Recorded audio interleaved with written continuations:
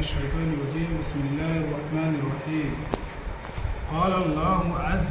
عز اسمه ومن أحسن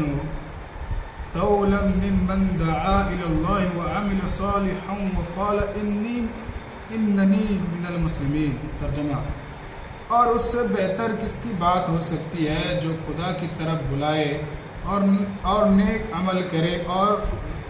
کہے کہ میں فرما برداروں میں سے ہوں. بیان قرآن. مفسرین نے لکھا ہے کہ بعض شخص بھی اللہ تعالیٰ کی طرف کسی کو بلائے اور اس بشارت اور تعریف کا مستحق ہے، خواہ کسی طریق سے بلائے، مثلا انبیاء الصلاۃ والسلام معجزہ وغیرہ سے بلاتے ہیں، اور علماء دلائل سے، مجاہدین تلوار سے، اور مؤذن اذان سے. گرچہ جو بھی کسی شخص کو دعوت الخیر کریں وہ اس میں داخل ہے، خواہ اعمال ظاہرہ کی طرف بلائے یا اعمال باطنہ یعنی چھپی ہوئی کی طرف، جیسا کہ مشائخ صوفیہ معرفت اللہ کی بلاتے ہیں. اور مفسرین نے یہ بھی لکھا ہے کہ قال اننی من المسلمین میں اس طرف اشارہ ہے کہ مسلمان ہونے کے ساتھ تفاخر بھی ہو، اس کو اپنے لیے باعث عزت بھی سمجھتا ہو. اس اسلامی امتیاز کو تفاخر کے ساتھ ذکر بھی کریں. بعض مفسرین نے یہ بھی ارشاد فرمایا ہے کہ مقصد یہ ہے کہ اس وعظ، نصیحت، تبلیغ سے اپنے آپ کو بہت بڑی ہستی نہ کہنے لگے، بلکہ یہ کہیں کہ عام مسلمین میں سے ایک مسلمان میں ہوں، جیسا کہ اللہ تبارک و تعالیٰ خود سورہ آل عمران کے اندر ارشاد فرماتے ہیں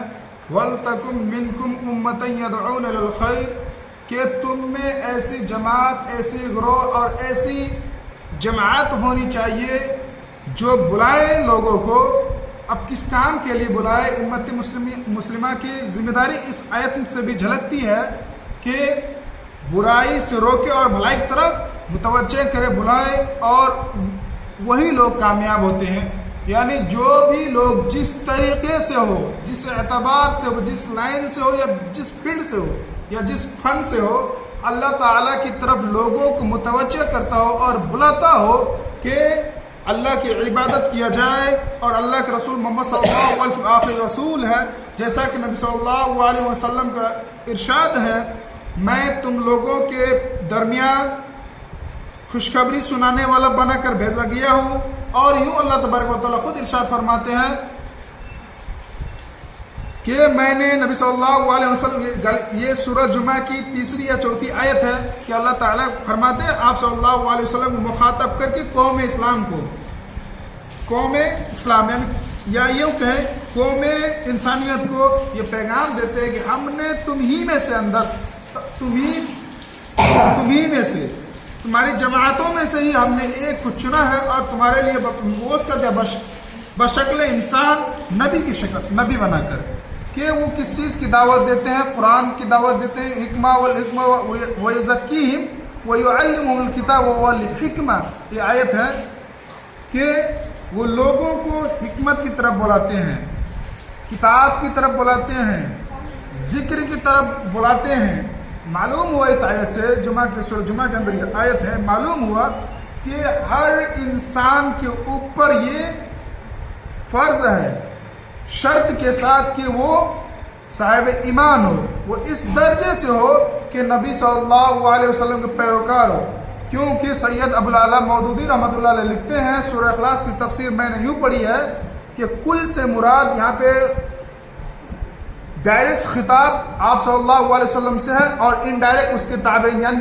انہیں اصحاب میں تو جو آپ صلی اللہ علیہ وسلم کو دیکھے وہ اصحاب کہلائے، لیکن جو آپ کی اتباع کرے وہ آپ کی امتی ہے، وہ آپ کی تابعی ہے، لہذا ان میں ہم اور آپ کا بھی نام ہے. شرط یہ ہے کہ ہم قرآن پڑھیں، ذکر و اذکار کرے اور اسلام پہ اپنے آپ کو جما دے، اس قدر جما دے کہ جس طریقے سے صحابہ جمے ہوئے تھے، تابعین جمے ہوئے تھے، تابعین جمے ہوئے تھے، اور علماء کرام جو آج جمے ہوئے ہیں، اور دیگر اشخاص بھی اس بات پر جگے ہوئے ہیں کہ جمے ہوئے ہیں اور ڈٹ کر کھڑے ہیں کہ ہم اللہ تعالیٰ کے اوپر ایمان لائے ہیں، اللہ تعالیٰ ہی کے طرف سے ہم مریں گے اور ان کی طرف لوٹ کر جائیں گے۔ میرے بھائیوں اور دوستوں، ان باتوں میں میں ایک بات اور مزید جوڑنے کی کوشش کرتا ہوں۔ یوں تو تعلیم کی وقت ہے،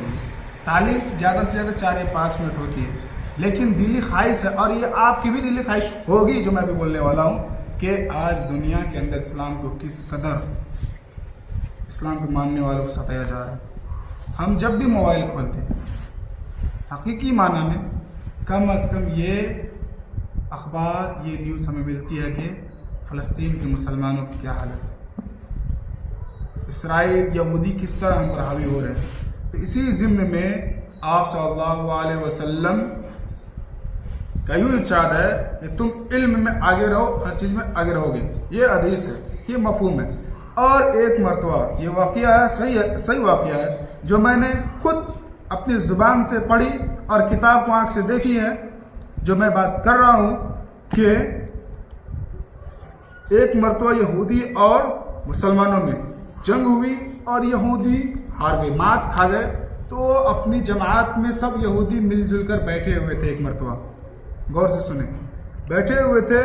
سب نے کہا کہ مسلمانوں سے ہم نہیں جیت سکتے، ہار جائیں گے۔ ان کے اندر طاقت و قوت، شجاعت و بہادری اور دلیری کی کمی نہیں ہے۔ میرے بھائیوں، اس وقت ایک بوڑھا شخص یہودی نے کہا کہ تم اس مسلمانوں کو پچھاڑ سکتے ہو، شرط ہے ایک چیز شرط ہے، وہ یہ تم علم میں آگے بڑھ جاؤ، تم مسلمان سے آگے ہو جاؤ گے۔ میرے بھائیوں اور دوستوں، یہی باتیں